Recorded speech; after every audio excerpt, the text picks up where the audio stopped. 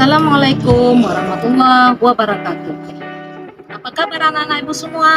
Semoga hari ini anak-anak ibu semua dalam keadaan sehat dan bersemangat mengikuti pelajaran, yaitu sejarah kebudayaan Islam yang ibu ambil. Hari ini ibu akan menjelaskan bagaimana sejarah kerajaan Islam di Indonesia. Adapun tujuan pembelajaran yang ingin ibu capai adalah peserta didik bisa menjelaskan, menganalisis, dan mengidentifikasi kerajaan Islam di Indonesia. Yang harus kita jelaskan cukup 3 saja. Yang pertama adalah Kerajaan Samudra Pasai, yang kedua adalah Kerajaan Malaka, dan yang ketiga Kerajaan Demak.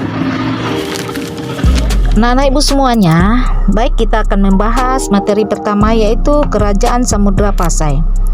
Sebagaimana kita ketahui, Kerajaan Samudra Pasai adalah kerajaan Islam yang pertama di Indonesia, yang berdiri pada tahun 1267 Masehi. Kerajaan ini terletak di pesisir pantai utara Aceh, di muara Sungai Peusangan. Sedangkan pendiri Kerajaan Samudra Pasai didirikan oleh Maurah Siluh, yang kemudian bergelar sebagai Sultan Malik Al-Saleh setelah masuk Islam. Kerajaan ini juga dikenal dengan nama Samudra Darussalam atau Samudra Pasai. Anak-anak ibu semua, kejayaan Kerajaan Samudra Pasai menjadi pusat perdagangan karena lokasinya strategis di jalur perdagangan internasional. Setelah itu, kerajaan ini juga merupakan pusat perkembangan agama Islam dan pendidikan.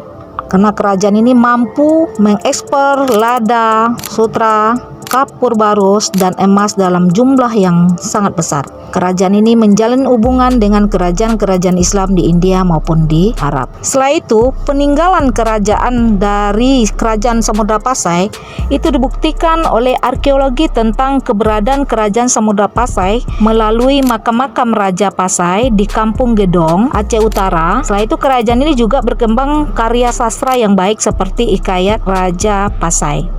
Kerajaan Samudra Pasai dijuluki sebagai Serambi Mekah karena perannya dalam penyebaran Islam dan pendidikan agama di Nusantara cukup bagus. Baik anak-anak, setelah kita membahas masalah Kerajaan Samudra Pasai yang terletak di Aceh, selanjutnya kita akan membahas masalah Kerajaan Malaka. Sebagaimana yang kita ketahui, Kerajaan Melaka adalah kerajaan Melayu yang berdiri di Semenanjung Malaya pada abad ke-15. Kerajaan ini mencapai puncak kejayaannya pada masa pemerintahan Sultan Mansur Shah. Pendiri Kerajaan Melaka didirikan oleh para Meswara, anak Raja Sriwijaya di Palembang. Pada tahun 1402, para Meswara mendirikan kerajaan ini di sekitar pelabuhan Malaka. Maka kerajaan ini berkembang menjadi kerajaan Islam yang berpengaruh di Selat Malaka. Anak-anak ibu semua, kejayaan Kerajaan Melaka dikenal sebagai pintu gerbang Nusantara. Kenapa? Karena menjadi jalan lalu lintas bagi perdagangan asing. Kerajaan Melaka memiliki pengaruh yang sangat kuat dalam perdagangan internasional saat ini. Maka dengan itu, masyarakat Melaka dapat disebut sebagai masyarakat maritim. Kenapa? Karena banyak yang berprofesi sebagai pedagang dan nelayan. Kemudian perlu kamu ketahui bahwa keruntuhan Kerajaan Melaka ini ditaklukkan oleh Portugis pada tahun 1511. Kejatuhan Malaka ini menjadi pintu masuknya kolonialisasi Eropa di kawasan Nusantara. Sehingga kita ketahui bahwa jatuhnya Malaka ini adalah melalui pintu masuknya kolonialisasi Eropa di kawasan Nusantara. Setelah itu, peninggalan Kerajaan Malaka berupa karya sastra hingga bangunan sebagai pertahanan pada waktu itu. Baik anak-anak ibu, kita lanjutkan dengan kerajaan selanjutnya. Baik, kita akan membahas masalah kerajaan yang ketiga. Kita fokus kepada Kerajaan Demak. Kerajaan Demak adalah kerajaan Islam pertama di Pulau Jawa yang berdiri pada abad ke-15. Kerajaan ini didirikan oleh Raden Patah, Adipati Demak yang sebelumnya merupakan bagian dari Kerajaan Majapahit. Sedangkan letak dan perkembangan Kerajaan Demak terletak di wilayah Bintoro, dekat muara Sungai Demak, Jawa Tengah. Letak Kerajaan Demak sangat strategis sekali, yaitu terletak di tepi selat antara Pulau Muri Victoria dan pesisir utara Jawa, sehingga membuat Demak berkembang pesat baik dalam bidang politik, ekonomi, dan budaya.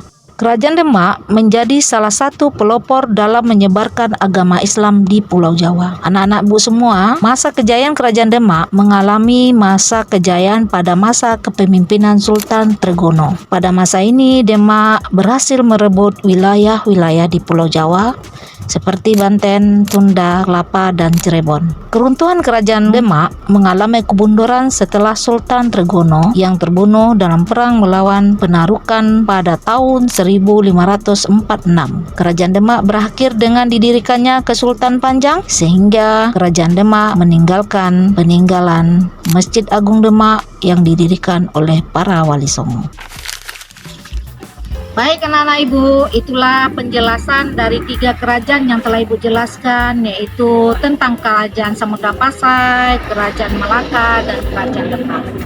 Sebelum Ibu tutup, perlu Ibu ingatkan kembali bahwa Ibu akan memberikan tugas pada anak-anak Ibu. Yang pertama adalah siapa saja pendiri dari 3 kerajaan tersebut. Setelah itu apa-apa saja peninggalan-peninggalan dari kerajaan tersebut. Sebelum Bu tutup, Ibu ingatkan kembali tugas ini nanti kita adakan penilaian. Akhir kata Ibu tutup. Wabillahi taufiq wal hidayah. Assalamualaikum warahmatullahi wabarakatuh.